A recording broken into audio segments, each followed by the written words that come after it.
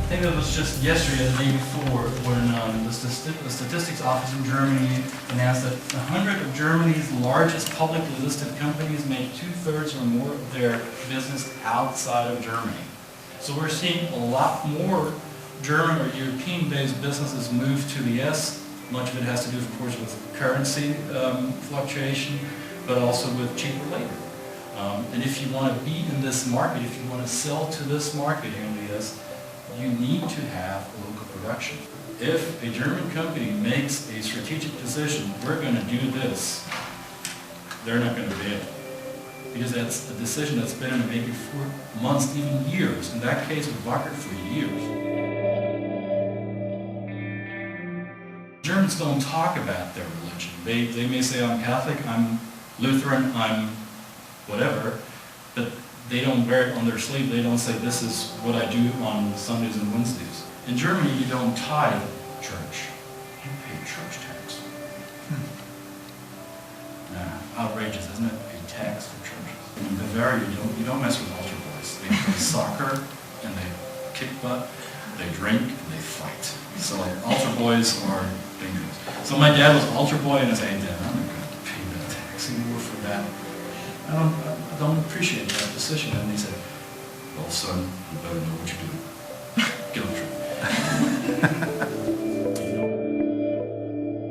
We have big cities in Germany, but overall, they're not as big as they are here in the US or in China for that matter. Our biggest city is Berlin, with almost 3.5 million people. Number 2 is Hamburg up there, with almost 2.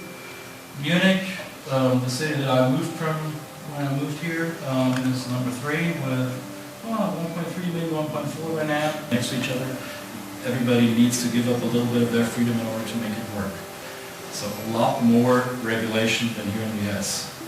And you'll find that Germans who move here will at first be overwhelmed with the individual liberties that they have, and they will ask questions like, oh, can I really do that? Is that allowed? You'd say, that's an alright, sure. Why would you even ask that?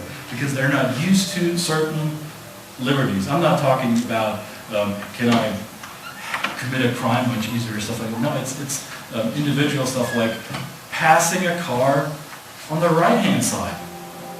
You can't do that in Germany. It's even, the comparison's even stronger down here in Burghausen. Gary's been to Burghausen, small town. I mean, even smaller than my hometown, that small. 18,000 people, half the size of Cleveland. 10,000 people work for Wacker.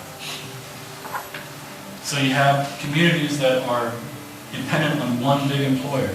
Everything revolves around that employer. Matter of fact, Germans are very well aware of their dark history, but I think many of us are frustrated that our history is limited to that. After all, it's been only, and it's amazing to say that, it was 12 years that Hitler was in power. And in those 12 years, look at how much havoc he wreaked. But our history goes back to the old Romans, and we are proud of that history as well. And I think we're especially proud of our latest history that began in '45. So it is hard for Germans to acknowledge that they made those mistakes, and our generation cannot, well, we cannot be held responsible for it, but we are the messengers of the better Germany. This is what Wolfsburg looks like. This is the old chimneys. This is the old factory that's, I think it was built in the 50s or late 40s even. That's where they produced the Beetle, the first Beetle designed by a gentleman with the last name of Porsche. And you wonder why the Porsche 911 or 911? The Porsche 911 and the old Beetle, they share a shape, right? So Mr. Ferdinand Porsche designed that vehicle.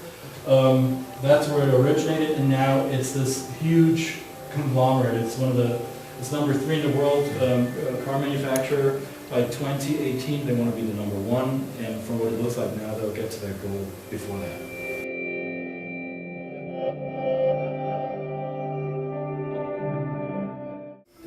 Ordnung? Is it in order? Did you get me what I was trying to bring across? Okay. The level of clarity is vital. Klarheit. Clarity. If you're not clear, if asked and the German cannot say, alles klar, everything's clear, I've understood you, then there is still a question mark, then there is still the unknown or a possible risk.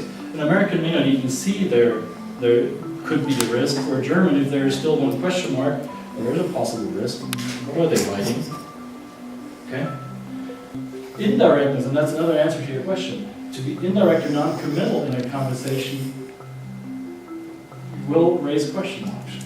So even if you're friendly and polite and southern, do say that one sentence that carries the essential message that they can take away from you. Say, okay, this is what she's saying. This is the answer, or this is the instruction or the question.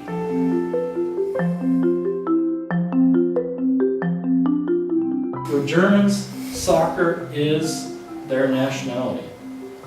In '54, Soccer World Cup in Switzerland, Germany just barely recovered from World War II, wins the World Cup against Hungary, which was the highly favored team. So the underdog Germany beats Hungary in the final. The German people think, wow, we have something to be proud of again. And in 2006 it came full circle when Germany hosted the World Cup. See all those flags? Only during soccer time, or during the World Cup season. That's when young people, you saw flags everywhere in Germany. Something you never see.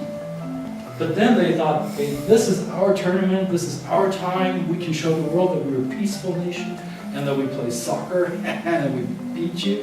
They ended up being the third in the tournament, but still, they celebrated the third spot just like they won the tournament.